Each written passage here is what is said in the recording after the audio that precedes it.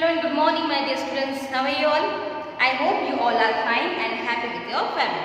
So dear students, last week हमने हमारी संस्कृत की न्यू टेक्स्ट बुक से संस्कृत वर्णमाला का अध्ययन किया था और प्रेयर भी पढ़ी थी हमने। क्योंकि संस्कृत की टेक्स्ट बुक का जो पहला जो हमारा होता है वो होता है प्रेयर, कि हम प्रेयर को कैसे, भगवान को कैसे याद करें, और किसी भी टेक्स्ट बुक को शुरू करने से पहले हमें सबसे पहले भगवान को याद करना चाहिए। ठीक है, तो सबसे पहले हमने प्रेयर कर ली है, तो आज हम शुरुआत करेंगे हमारी संस्कृत भाषा।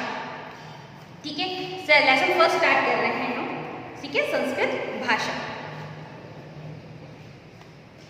तो देखिए, लेसन शुरू करने से पहले संस्कृत भाषा जो है, लेसन फर्स्ट संस्कृत भाषा ही है कि हमारी संस्कृत भाषा जो है वो क्या है, कैसे है, इसका जन्म कैसे हुआ। तो सबसे पहले मैं आपको कॉमन नॉलेज दे दूँ। संस्कृत जो भाषा है वो सबसे हमारी प्राचीन भाषा है, सबसे पुरानी भाषा जो है वो संस्कृत भाषा है। और कहा जाता है कि यही जो है ना भाषा, इसी भाषा से सभी भाषाओं को क्या हुआ है, जन्म हुआ है ना। तो जो संस्कृत भाषा है वो मानव की भाषा नहीं है। कहा जाता है कि संस्कृत भाषा जो है वो इंसानों की दी हुई नहीं है, ये किसकी दी हुई है, भगवान की दी हुई भाषा है। इसीलिए आप देख लीजिए, हमारे संस्कृति के जो जितने पुराने हिंदू सभ्यता के पुराने वेद है ना, जितने भी वेद हैं, आयुर्वेद के जितने भी सारे ग्रंथ हैं और जितने भी प्राचीन साहित्य है वो सारे के सारे कौन सी भाषा में है, संस्कृत भाषा में। क्यों? क्योंकि ये भाषा एकदम शुद्ध और एकदम प्राचीन और एकदम अच्छी सी, मतलब जिसमें कोई अशुद्धि नहीं हो, है ना, जिसमें कोई गलत वर्ड यूज नहीं होता हो, तो बहुत ही प्योर कह सकते हैं हम, प्योर भाषा है। ठीक है, तो आज इसी संस्कृत भाषा के लेकर हम अपना पहला जो पाठ है वो शुरू करने वाले हैं। ठीक है, तो संस्कृत भाषा में भी मैंने आपको सिर्फ प्रेयर करवाई थी लास्ट वीक, या फिर वर्णमाला, अगर वर्णमाला नहीं करवाई हो तो मैं आपको बाद में करवा दूंगी। लेकिन आज हम शुरू करेंगे हमारा संस्कृत भाषा, और अगर करवा दी हो वर्णमाला तो इज गुड, अच्छा है, नहीं करवाई होगी तो हम बाद में कर लेंगे। बट आज हम शुरू करेंगे हमारा फर्स्ट चैप्टर संस्कृत भाषा। तो कौन बेसिक नॉलेज हो गया है आपको संस्कृत भाषा के बारे में। तो इस संस्कृत भाषा में जो है दो मतलब पर्सन है। कौन है? एक तो है चेतना और एक है अध्यापक, और इन दोनों के बीच में क्या चल रहा है, कन्वर्सेशन, संवाद चल रहा है ना। ये दोनों एक दूसरे से क्या कर रहे हैं, बातें कर रहे हैं। तो इन्हीं बातों को यहाँ पे संस्कृत में दे रखा है, जो हम हिंदी ट्रांसलेशन करने वाले हैं। ओके डियर स्टूडेंट्स, तो please take your book in your hand and see the text. सबसे पहले चेतना कह रही है, श्रीमन यदा अहम संस्कृत भाषा पठिष्यामि तदा आधुनिका छात्रा उपहसयन्ति। देखिए, चेतना कह रही है अपने गुरुजी को, अध्यापक को, हे श्रीमान, यदा, यदा का मतलब होता है जब, यदा का मतलब क्या होता है, जब, है ना, यदा का मतलब होता है जब, कि जब मैं, अहम का मतलब मैं होता है, तो मैं संस्कृत भाषा पढ़ती हूँ या पढ़ूंगी, जब मैं संस्कृत भाषा पढ़ूंगी, तदा, तब, यदा का मतलब होता है जब, तदा का मतलब होता है तब आधुनिका छात्रा उपहसयन्ति, जो आजकल के बच्चे होंगे ना वो हंसेंगे, है ना। आधुनिक मतलब आज के कल्चर के बच्चे होंगे वो हंसेंगे कि हे श्रीमान, हे गुरुजी, जब मैं संस्कृत भाषा पढ़ूंगी ना तो सारे जो आजकल के बच्चे वो मुझ पर हंसेंगे। तो अध्यापक ने कहा, चेतने ते संस्कृत भाषाया महत्व न जानामि एतैव हसन्ति, कि हे चेतना, वो संस्कृत भाषा के महत्व को नहीं जानते हैं, इसीलिए वो हंसेंगे, है ना। तो चेतना ने कहा, किमस्ति संस्कृत भाषायां महत्व, तो संस्कृत भाषा का महत्व क्या है। अब चेतना एक्साइटेड होकर पूछ रही है अपने गुरुजी से कि हे गुरुजी, संस्कृत भाषा का महत्व क्या है। क्वेश्चन मार्क लगा हुआ पीछे, आपको दिख रहा है क्वेश्चन मार्क लगा हुआ है यहाँ पे, क्वेश्चन मार्क लगा हुआ मतलब चेतना अपने अध्यापक से प्रश्न कर रही है कि हे गुरुजी, संस्कृत भाषा का महत्व क्या है। तो अध्यापक ने कहा, देखिए, संस्कृत साहित्यमेव अस्माकं भारतीयानां आदिम साहित्यम वर्तते, कि संस्कृत साहित्य में ही हमारे, अस्माकं यानी हमारे, भारतीयानां आदिम साहित्य, भारतीयों के आदिम यानी पुराने साहित्य है। यानी मैंने अभी आपको बताया कि हमारे जितने भी पुराने साहित्य हैं वो किस में लिखे हुए हैं, संस्कृत भाषा में। तो गुरुजी ने भी यही बोला कि हमारे जितने भी पुराने साहित्य है, यानी कि हमारे वेद वगैरह है, वो कौन सी भाषा में लिखे हुए हैं, संस्कृत भाषा। अस्माकं सर्वे अपि ज्ञानं विज्ञानं संस्कृति सभ्यतया विषयो अस्मिन् सन्निविष्टा सन्ति। हमारे सर्वे अपि यानी सभी, ज्ञान, विज्ञान, संस्कृति, सभ्यता, सभी विषय इसी के अंदर समाविष्ट है ना। क्या कहा गया, गुरुजी ने क्या बोला कि हमारे जितने भी जो पुराने हमारे ज्ञान, विज्ञान, हमारी संस्कृति, सारी की सारी जो है ना वो किस में समाहित है? संस्कृत में ही समाहित है। आप देखिए ना बच्चों, देखिए मैं आपको बताती हूँ कि आपको पता है ये आजकल जो सर्जरी वगैरह ऑपरेशन वगैरह होता है, साइंस में देख लीजिए आप, आजकल इतनी टेक्निक बढ़ गई है, साइंस सर्जरी वगैरह होती है। तो क्या आपको पता है कि संस्कृत भाषा में आपने पढ़ा होगा, कभी अगर चैप्टर आया और नहीं आया हो तो आगे ज़रूर आने वाला है, कि संस्कृत भाषा में संस्कृत साहित्य के जो पुराने साहित्य पढ़ोगे उसमें देखने को मिलता है कि चरक, सुश्रुत, 2-3 नाम ऐसे मिलते हैं कि ऐसे वैद्य थे, डॉक्टर नहीं कहते, हम पहले वैद्य बोलते थे, अभी डॉक्टर बोलते हैं, जो इलाज करते हैं वो, ठीक है। तो ऐसे वैद्य थे जो क्या करते थे? सर्जरी करते थे। उस जमाने में सर्जरी करते थे जब आप सोच भी नहीं सकते हो, जब हमारी दुनिया का ये अस्तित्व ही नहीं था, उस समय सर्जरी करते थे। तो कितने इंटेलिजेंट होंगे उस टाइम, तो वो सब क्या थे? उनको सब ज्ञान कहाँ से मिलता था? संस्कृत भाषा में, क्योंकि संस्कृत भाषा से ही आयुर्वेद जुड़ा हुआ है बेटा।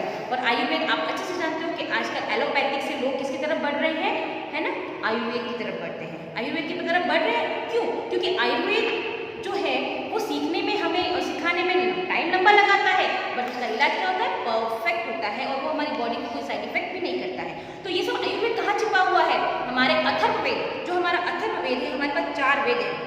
हमारी संस्कृति में 4 वेद होते हैं बेटा, ठीक है, ऋग्वेद, यजुर्वेद, सामवेद, अथर्ववेद, है ना। तो लास्ट में नवीन जो वेद होता है, सबसे नवीन वेद है वो हमारा अथर्ववेद, और उससे ही जन्म हुआ है आयुर्वेद का।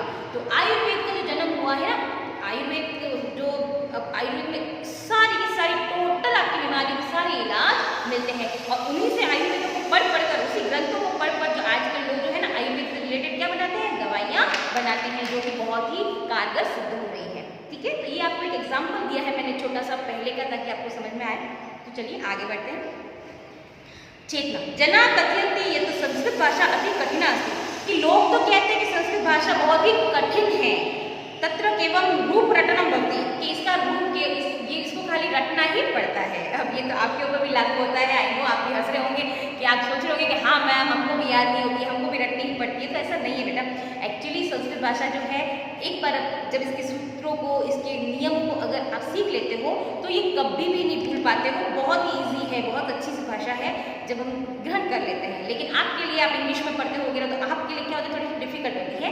ये आजकल की भ्रांति, आजकल के टाइम में बच्चों के दिमाग में फिट हो गया है कि बहुत कठिन है, तो आजकल का रूप भी कठिन है, लेकिन ऐसा नहीं है, ठीक है। अध्यापक अयम प्रवादो अपि सर्वथा असत्य अस्ति, ये कथन बिल्कुल ही असत्य है। जब अपन क्या बोला, ये कथन तो बिल्कुल ही असत्य है, यानी गलत है।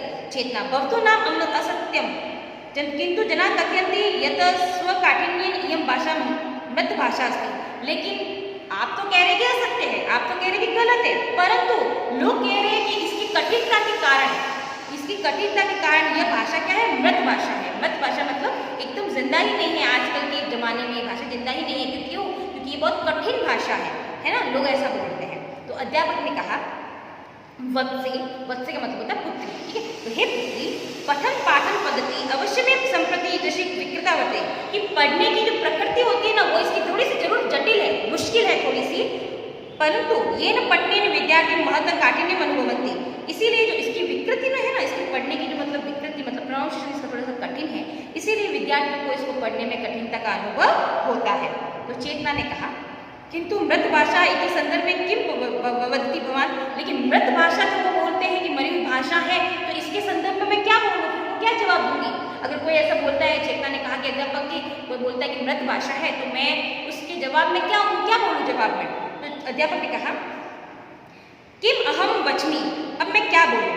यस्मिन अद्यापि सतत रूपे लेखनम प्रकाशनम च भवति सा भाषा कदापि मृत भाषा न भवति, कि जिस आजकल की सतत रूपे लेखनम प्रकाशन, आजकल की जो ये सतत लेखन है, मतलब ये आजकल की जो लिपि है, हमारा लेखन है, लगातार जो हमारी जो लिपि है, हमारे लिखने की जो है ना, उसका प्रकाशन हो रहा है, वो सब किसमें हुआ है? संस्कृत भाषा से ही हुआ है। तो इसको मृत भाषा कैसे कह सकते हैं? गुरुजी ने मतलब ये रिप्लाई किया, देखिए सुनिए अच्छे से।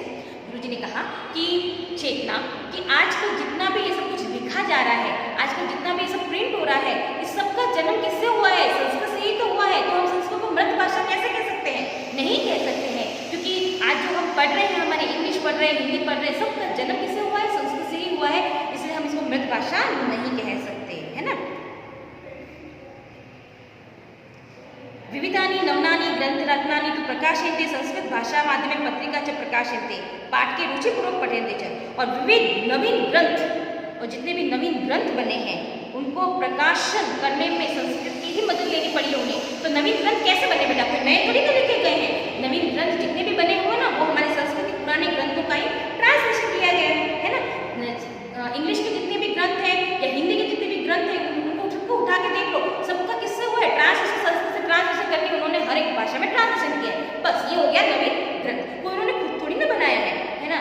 इसीलिए कहा गया है कि जब पाठ के रुचि मतलब कि संस्कृत भाषा के माध्यम से ही पत्रिकाओं का क्या हुआ है, प्रकाशन हुआ है। यानी ये पत्रिकाएं जो नवीन ग्रंथ बने वो संस्कृत के से ही, उनके पुराने ग्रंथों से ही मिलकर बने हैं।